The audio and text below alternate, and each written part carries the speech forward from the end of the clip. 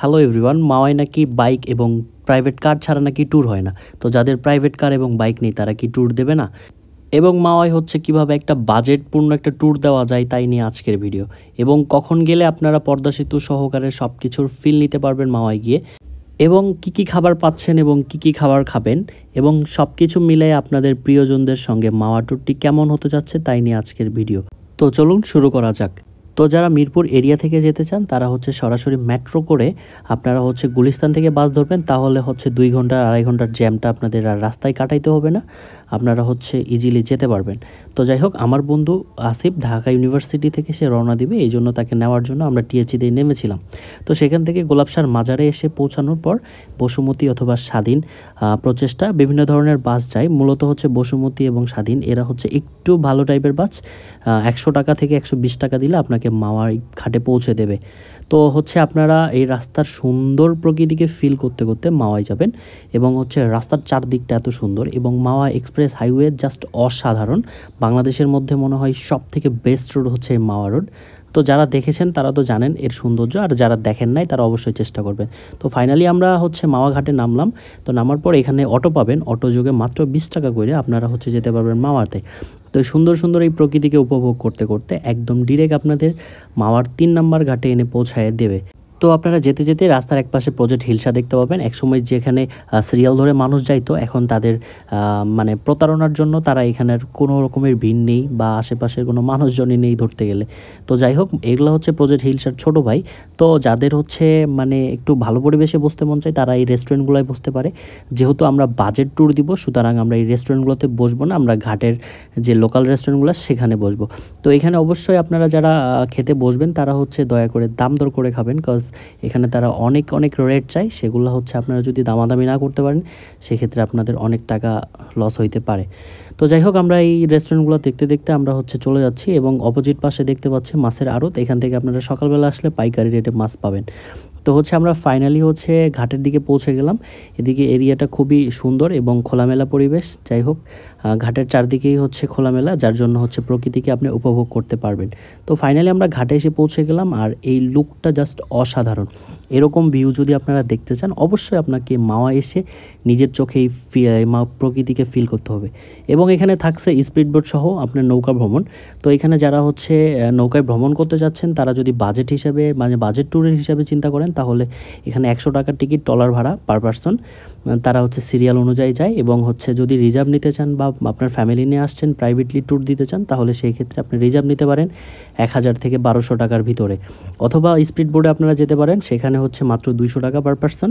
আপনারা চাইলে স্পিড বোর্ডেও যেতে পারবেন, কিন্তু আমি সাজেস্ট করব যারা বাচ্চা কাচ্চা আছে তাদেরকে স্পিড বোর্ডে না উঠায়, কারণ হচ্ছে অনেক স্পিডে যায়, দুর্ঘটনার শিকার হইতে পারে।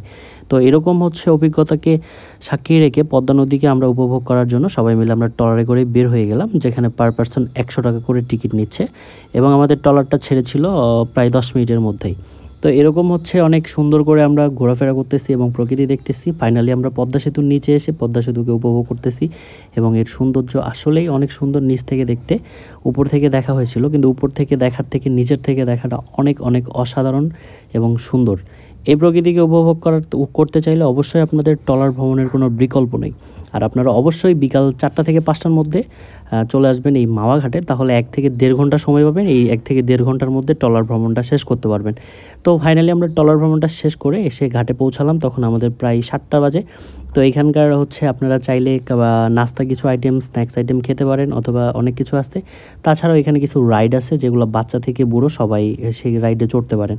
তো এখানে নাগরদোলা থেকে শুরু করে হচ্ছে কিছু বোর্ড আছে, ম্যাজিক বোর্ড, যেগুলোতে হচ্ছে 50 টাকা টিকিট। তো এখানে ইলেকট্রিক দিয়ে তারা চালায় না, এরা হচ্ছে নিজস্ব হাতে এরা চালায়, কিন্তু সিস্টেমটা তাদের অনেক ভালো লেগেছিল।